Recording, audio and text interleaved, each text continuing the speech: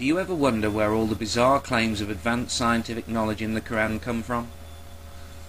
I'm not talking about the genuine science discovered by the Greeks 1,000 years before the Quran was written, which is in there. I'm talking about the absurd claims that the speed of light, black holes, the Big Bang, and the Ibanez RG470 electric guitar with lockable tremolo arm were all predicted in the Quran. To know the truth of these claims, you need to know a fair bit about science and history. Unfortunately, most people don't. And that goes double for the young and quadruple for the young Muslim, aching to believe his or her culture is not based on lies and irrationality. The Quran was written 1,400 years ago, but for approximately 1,370 of those 1,400 years, nobody was making any claims concerning so-called scientific miracles in the Quran. Why not? If they are so clear, so unarguable as to be considered proof, why did these claims only begin to appear so recently? One would have thought having a book containing scientific miracles would have been a powerful advantage to any competent civilization. Yet the technology in Muslim countries today is almost exclusively purchased or copied from the non-Islamic world. One would have thought, with the aid of the Quran, a book supposedly jam-packed full of medical, biological, geological and cosmological knowledge, that Islam would have produced an Isaac Newton or an Einstein centuries before the real ones came along. After all, according to many modern Muslims, Allah handed them the answers well over 1,000 years before the exam, and they still failed. For a modern Westerner, it is hard to imagine being part of a culture that is technologically backwards. We in the West have never seen Islam produce a technological marvel. Imagine it. Imagine Islam producing a hypersonic jet, or a robot as capable as those found in science fiction. Imagine how it would feel if Saudi Arabia were to plant their flag on Mars tomorrow. It's hard to imagine. Perhaps this is why it is not immediately obvious to us how Muslims must have felt, seeing infidel machines flying across their skies, listening to infidel music playing inside smaller and smaller infidel boxes. The reality of Western scientific progress only hit home probably during World War II, when England and Germany, amongst others, burst into their lands, armed to the teeth like two brawling heavyweights carrying their street fight into your home, ignoring your protests, wrecking your furniture and property, frightening your women and children, humiliating you in your own lands. When the Second World War was punctuated by the atomic explosions at Hiroshima and Nagasaki, it's hard to imagine any Muslim maintaining any sense of Islamic superiority. Could things get any worse? Well, yes. The State of Israel was created in the late 1940s, and I can't be sure, but I doubt that for a civilization that once led the world in science, this was good news either. It's not so much that the moon has a special place in the minds of Muslims, so much as that the moon has always had a special place in the minds of all men throughout human history. It was once synonymous with our dreams and unattainable goals. Getting there, for the people of antiquity, and even for some schmucks today, was and is an unimaginable achievement.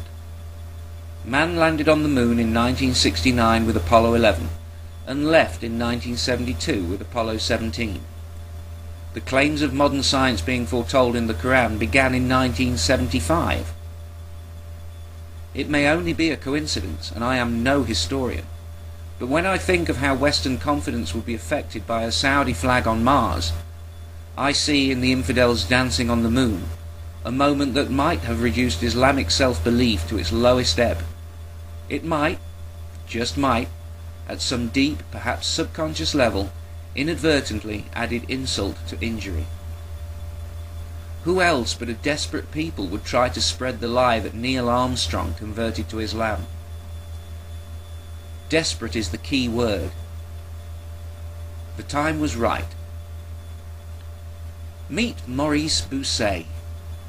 You are now looking at one of the most selfish, irresponsible assholes the world has ever produced. In 1975, Bousset, a French doctor of medicine and a Catholic, was employed as the family physician of the late King Faisal of Saudi Arabia. Bussey, perhaps because he sensed the scientific chip on Islamic shoulders, knowing there was a vast and eager potential market, wrote a book called The Bible, the Quran and Science, in which, with a few minor changes to words here and there, he was able to claim that certain verses in the Quran contained scientific knowledge that was unknown at the time the book was written, and was therefore proof of the book's divine origin. The book was snapped up. Bussey became a millionaire. How many young minds has he shackled to Islam? Maybe millions. But he probably got less than $1 for each one.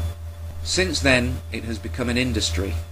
It's called Busseyism, and YouTube is swamped with videos attempting to attract new believers through this simple sleight of hand.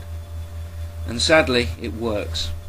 Many young minds, ignorant of Bussey's reinterpretation of words and verses that had stood for centuries, are persuaded to accept Islam due to what they now perceive as miraculous knowledge in the Quran. An entire commission was formed to make use of this propaganda tool. Western scientists, many who profess existing religious beliefs, perhaps why they were selected, have been lured to attend scientific conferences in Islamic states with the aid of first-class plane tickets for them and their wives, rooms at the best hotels, and of course, cold hard cash. The scientists were reassured that the commission was completely neutral, and in fact welcomed any information contradicting the Quran. By the time the scientists realized what was really happening, it was too late. They were interviewed on videotape and forced, politely, to parry endless questions, sometimes for hours, all intended to elicit just one soundbite of just a few seconds, one tired, ill-considered answer that could be used to make it seem that these Western scientists saw miraculous knowledge in the Quran. The more thoughtful mind asks if the scientists concerned actually converted to Islam, as they should if they meant what they said. Invariably, the scientist's reaction was to get back home as quickly as possible and never go near Islam again. It should be noticed that invitations to similar conferences are rarely accepted these days, and never by scientists with a reputation to protect. In the sidebar is a link to an excellent article written by Daniel Golden, a staff reporter for the Wall Street Journal. I strongly urge you all to read it if you want to understand how Busseyism works. If Bussey is to be believed, if he is not just some hypocritical, lying, slime-covered, vulture-faced, low-life bastard out to make a few $1 million at the cost of a few million young minds, he has seen miracles in the Quran, right? So, next question. Is he a Muslim? Did he convert to Islam? You can find many Islamic sites that claim that he did, but that's all they do, claim it. There's no proof. There's not even an attempt at proof. There is also a lot of anecdotal evidence that suggests that Bussey did not convert to Islam. Now think about it. You find miracles proving religion X. You would convert to religion X, right? Now, even if your conversion wasn't photographed or recorded on video, when the question was asked, as it has been by hundreds of thousands, perhaps millions of people, surely you would do one television interview to finally give an answer, a clear, unarguable answer. Surely you would announce your conversion publicly to settle the matter. Your integrity is being questioned, both by believers and non-believers. Pro-Islamic media and websites should have been crying out for him to say the Shahada on camera. I'm sure they would have paid him a lot of money to do it, and surely Allah would want him to do it. So why is there nothing but silence from Bussey? Doesn't he want to save all those non-Muslim souls? Doesn't he want to defend his integrity? Why is there not a single photo of him at prayer in a mosque? Who were the two witnesses required by Islamic ritual if he said the Shahada? What are their names? Where are they?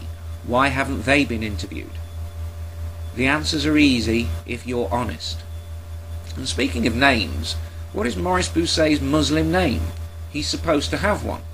After hours of searching, I have not found one Islamic site that gives Maurice Bussey's Islamic name. Cat Stevens became Yusuf Islam. Cassius Clay publicly became Muhammad Ali. What did Maurice Bousset become? I've got a name for him. Wanker.